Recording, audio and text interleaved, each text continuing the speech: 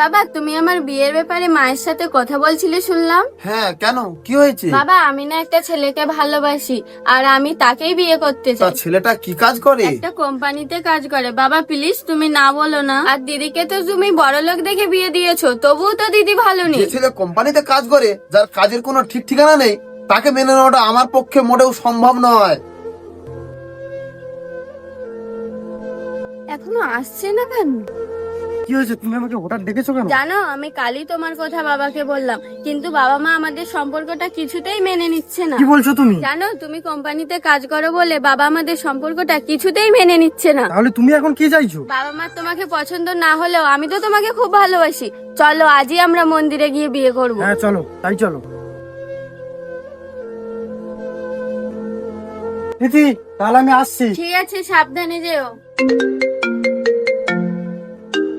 মার কল।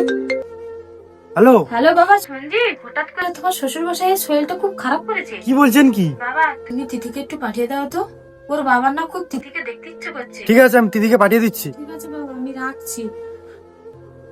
কি হয়েছে? কে ফোন করেছে? মা ফোন করেছিল। জানো, তোমার বাবা হঠাৎ অসুস্থ হয়ে পড়েছে। কি বলছো? কি বাবা অসুস্থ হয়ে পড়েছে? এই টাকাগুলো রাখো, বাবাকে গিয়ে দেখে আসবে আর বাবার জন্য কিছু কিনে নিয়ে যাবে। আমি তাহলে আসছি। এখন যে আসবে, মা ফোন করেছিল, বাবাও অসুস্থ। কি ব্যাপার, তুমি কাজ কর্ম সব ফেলে রেখে এখানে বসে আছো কেন এইভাবে? ও তুমি এসে গেছো?